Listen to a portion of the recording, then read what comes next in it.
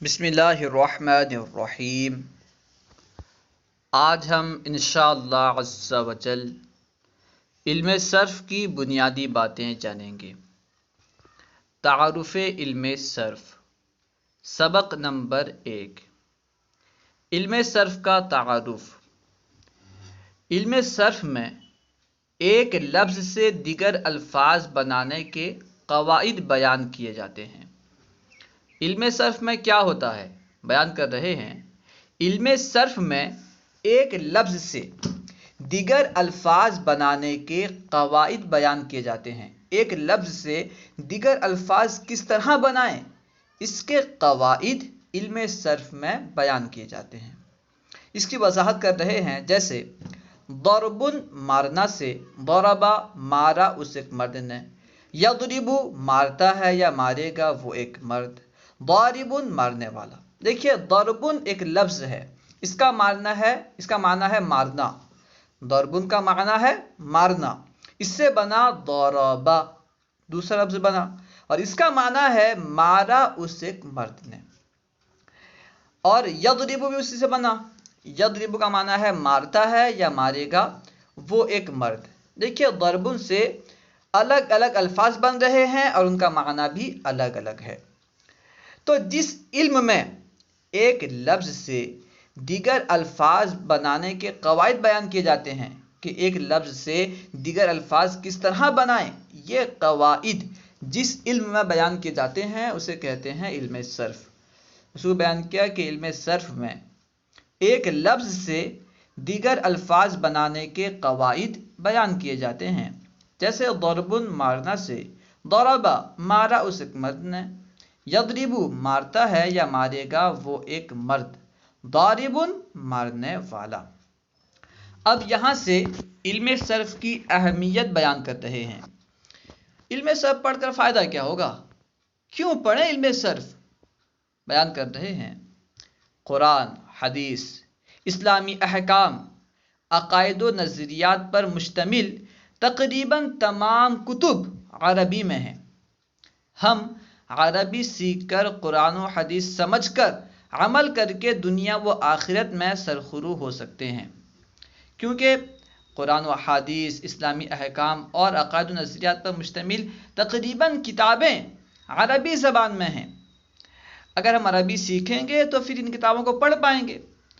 ہم عربی سیکھ کر ان کتابوں کو پڑھ کر اس پر عمل کر کے دنیا و آخرت میں سرخرو ہو سکتے ہیں۔ عربی سمجھنے کے لیے علم صرف کا سیکھنا بے حد ضروری ہے، کیونکہ تقریباً کتابیں عربی زبان میں ہیں اور انہیں سمجھنے کے لیے عربی سیکھنا ضروری ہے، اور عربی سمجھنے کے لیے علم صرف کا سیکھنا بے حد ضروری ہے۔ عربی سمجھنے کے لیے علم صرف کا سیکھنا بے حد ضروری ہے۔ عربی سیکھنے کے لیے سب سے پہلا علم صرف ہے۔ عربی سیکھنے کے لیے مختلف علوم کا سیکھنا ضروری ہوتا ہے، ٹھیک ہے۔ عربی سیکھنے کے لیے جیسے علم صرف ہے، علم نحو ہے، علم بلاغت وغیرہ، تو عربی سیکھنے کے لیے مختلف علوم کا سیکھنا ہوتا ہے۔ ان علوم میں سے سب سے پہلا علم ہے علم صرف۔ عربی سیکھنے کے لیے سب سے پہلے جس علم کی ضرورت ہوتی ہے، جس علم کو سیکھنا ضروری ہے، وہ ہے علم صرف۔ اس کو بیان کر رہے ہیں، عربی سیکھنے کے لیے سب سے پہلا علم صرف ہے۔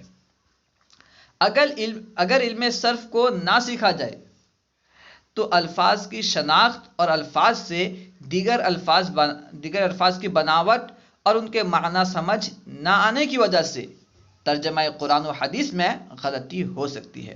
اگر کوئی بندہ علم صرف نہ سیکھے تو ہو سکتا ہے کہ وہ الفاظ کو نہ پہچان پائے۔ ظاہر سی بات ہے، یہ کون سا لفظ ہے اس کو پہچاننے کے لیے علم صرف سیکھنا ضروری ہے، کیونکہ علم صرف میں ایک لفظ سے دیگر الفاظ بنانے کے قواعد بیان کیے جاتے ہیں۔ جب بندہ جانے گا کہ اس قاعدے کے حساب سے یہ لفظ بنا ہے تو یہ لفظ ہوگا، اس کا معنی یہ ہوگا۔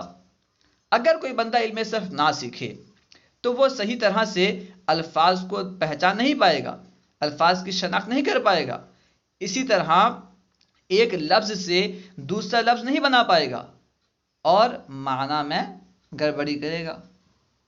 اگر وہ ایسے قرآن پاک کھول کر کے یا حدیث پاک کھول کر کے ترجمہ کرنے لگے تو پھر اس میں غلطی ہوگی. ٹھیک ہے.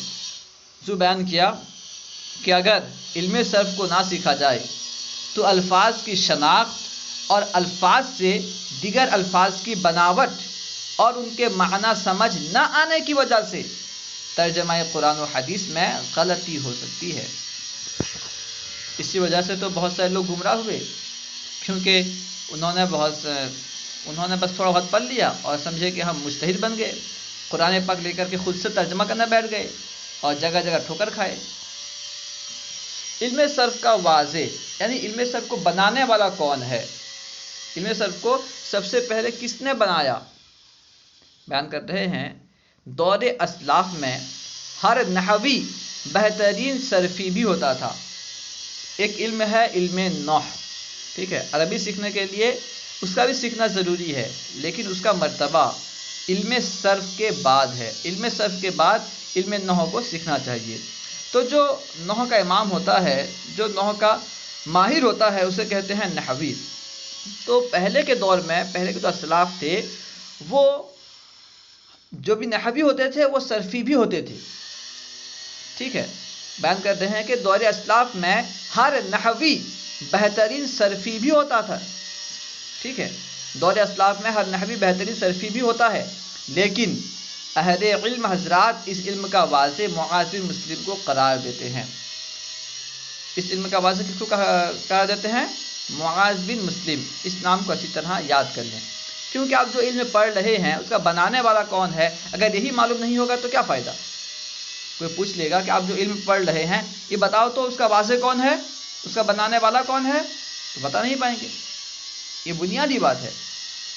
خیر، دور اسلاف میں ہر نحوی بہترین صرفی بھی ہوتا ہے، لیکن اہل علم حضرات اس علم کا واضح معاذ بن مسلم کو قرار دیتے ہیں. کیوں قرار دیتے ہیں؟ اس کی وجہ کیا ہے؟ بیان کر رہے ہیں اس کی وجہ یہ ہے انہوں نے اسے باقاعدہ مرتب و مدون کر کے پیش کیا. کیونکہ معاذ بن مسلم نے اس علم کو، علم صرف کو مرتب اور مدون کر کے پیش کیا، اس لیے اہل علم حضرات معاذ بن مسلم کو علم صرف کا واضح قرار دیتے ہیں. علم صرف کا ماخذ یعنی علم صرف کو کہاں سے اخذ کیا جاتا ہے؟ علم صرف کا ماخذ کیا ہے؟ قرآن پاک، حدیث شریف اور پرانے عربوں کے اشعار اور نثر ہیں. یعنی علم صرف کو قرآن پاک، حدیث شریف، پرانے عربوں کے اشعار اور نثر سے اخذ کیا جاتا ہے. یہ سب اس کے ماخذ ہیں. اب دیکھیے تمرین. سوال نمبر 1، علم صرف کی اہمیت پر نوٹ لکھیں. آپ نے اوپر جو اہمیت پڑھی اس میں سے اپنے مطابق، اپنے الفاظ پر آپ کچھ بھی لکھ سکتے ہیں کہ قرآن پاک، احادیث اور اسلامی احکام کی تقریباً تمام کتابیں عربی زبان میں ہیں، اور عربی زبان سیکھ کر کے ہم قرآن و حدیث پڑھ کر کے اس کا معنی سمجھ کر کے اس پر عمل کر کے دنیا و آخرت میں کامیاب ہو سکتے ہیں.